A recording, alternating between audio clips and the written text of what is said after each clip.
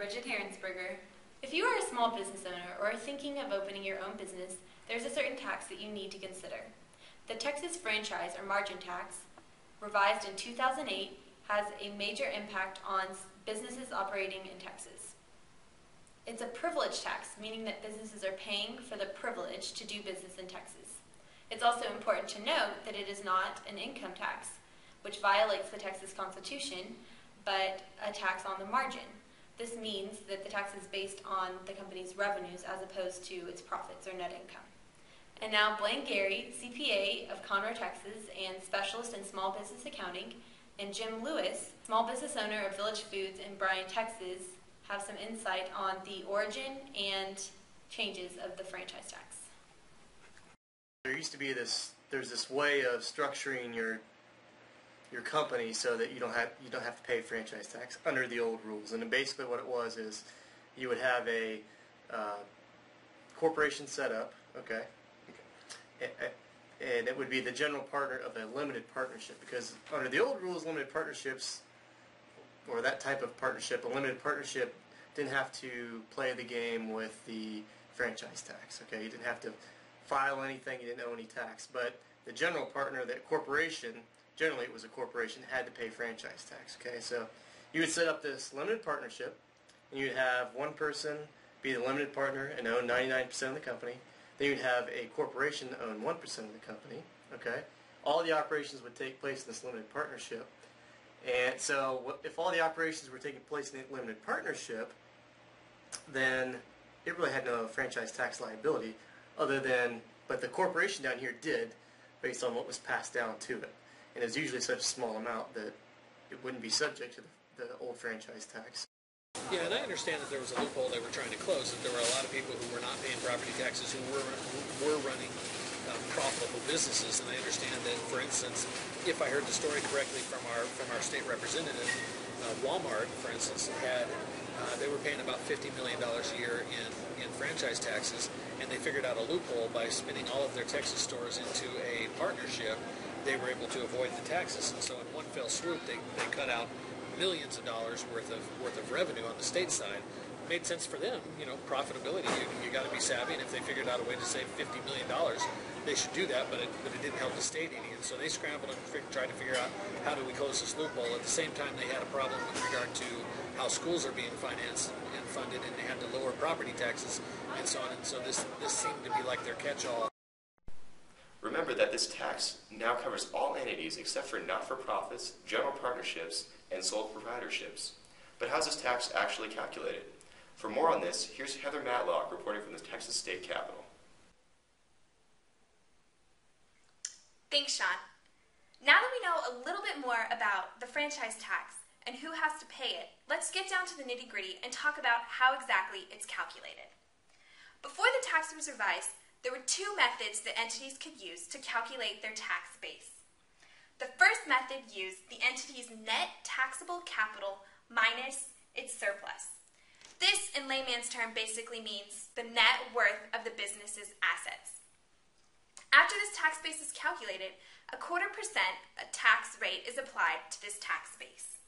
Sounds easy enough, right? The second and more popular way that the tax base could be calculated was using the business's net taxable earned surplus, which is basically a revised net income. Instead of applying a 0.25% tax rate to this base, a 4.5% tax rate is applied. Well, things have now changed. Since the passage of this new franchise tax, these methods are now obsolete. Now entities have the option of choosing between 3 methods instead of the previous 2 to calculate their tax base. The first method calculates an entity's tax base based on its revenue minus its cost of goods sold. When using this method, entities must calculate their revenue as reported on their IRS tax forms. This means Form 1120 or 1120S for S and C corporations, and Form 1065 for any partnerships or other pass-through entities. For the other half of the equation, cost of goods sold can only be deducted by those entities that produce any sort of good in their normal ordinary business. So, service companies, this doesn't mean you. The second method that entities can use when calculating their tax base is using their revenue minus compensation. Revenue is calculated the same way as in the first method, but compensation consists of all W-2 wages, cash compensation, benefits, and stock awards and options paid to all employees, directors, owners, partners of the business. Wow, compensation consists of quite a few things. The final method that entities can use when calculating their tax base comes in handy when either of the two previous methods produce a tax base that is greater than 70% of the entity's revenue. This final method simply calculates the tax base as 70% of an entity's revenue. Not a bad deal, if you ask me. Those businesses that qualify and don't want to use one of these three methods can use what is called the easy computation method, which Kelly will talk about later in our newscast. After the revenue is calculated under any of these three methods, for most businesses, a 1% tax rate is applied to this base. But the exception to this 1% tax is for those businesses that qualify as wholesale or retail trade. These businesses are only subject to a 0.5% tax. But Kelly will expand on this issue later on in our newscast. Thank you again for listening to this segment about how the franchise tax is calculated. Again, this is Heather Matlock reporting from the Texas Capitol. Now, back to you guys in the studio. Not every business is subject to this tax. Here's Kelly Guys from the Accounting Department at Mays Business School to talk about deductions and exemptions. Okay, Bridget. First, I'd like to make a distinction between wholesalers and retailers against other entities. They are only applicable to a 0.5% tax rate instead of the 1% tax rate that accompanies for everybody else. Wholesalers primarily sell their goods to retailers, and retailers are in charge of the marketing, advertising, and selling the goods to the general public. Now, for exemptions, there are 6 main entities that do not have to pay the Texas franchise tax at all. So listen up to see if you qualify. They are entities subject to insurance tax premiums. They are organizations to promote the public interest of any county, city, state, or any area within Texas.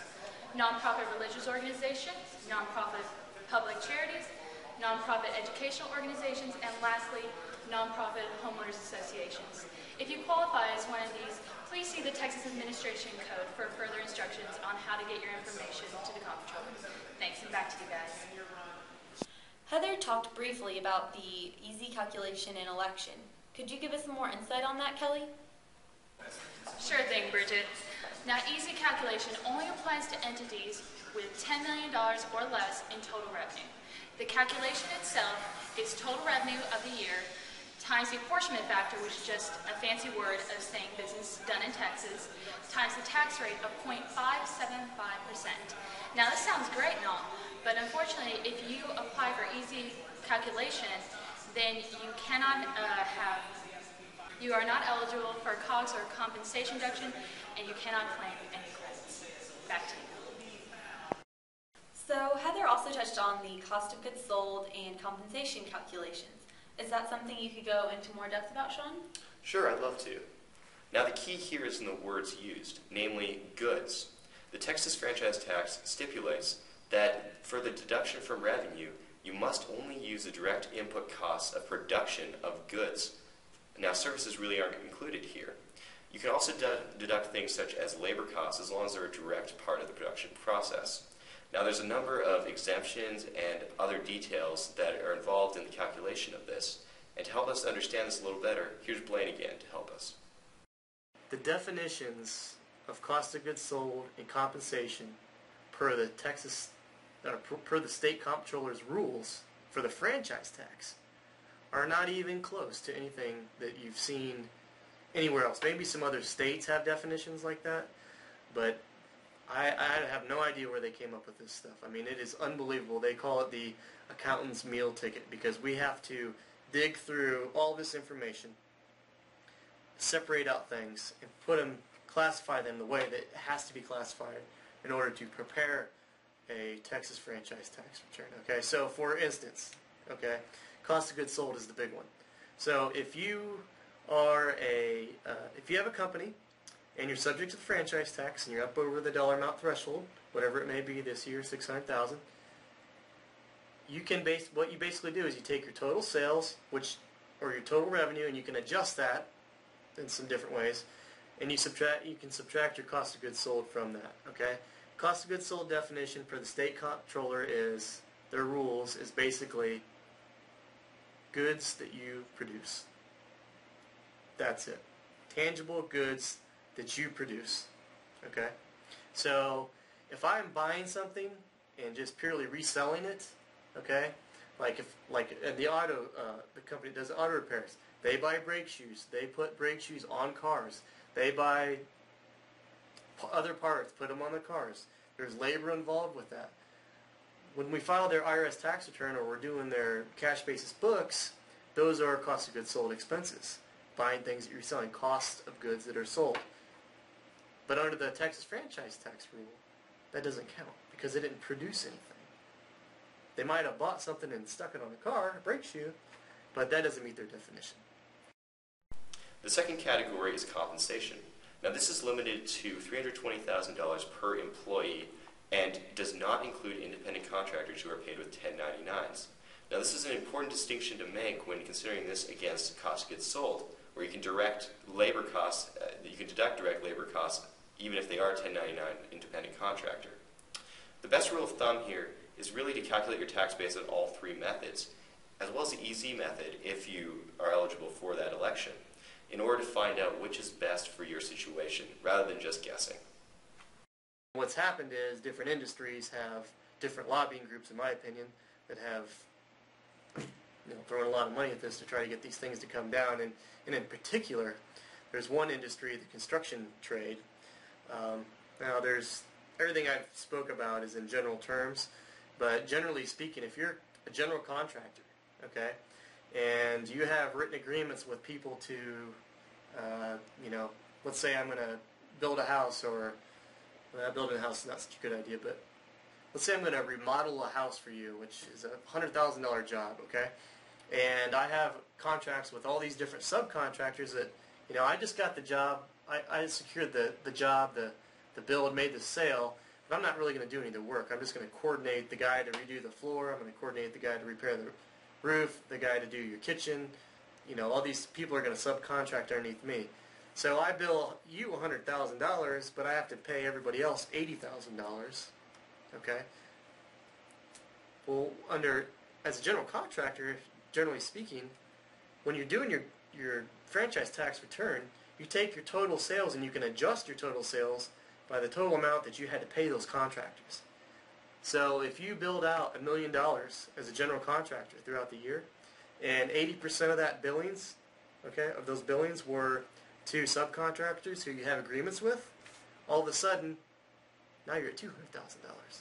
The likelihood of you having to pay any tax on that goes down a lot because there's other things you could continue to subtract from the $200,000, the 80% of the $1 million.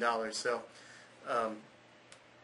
it just varies industry by industry.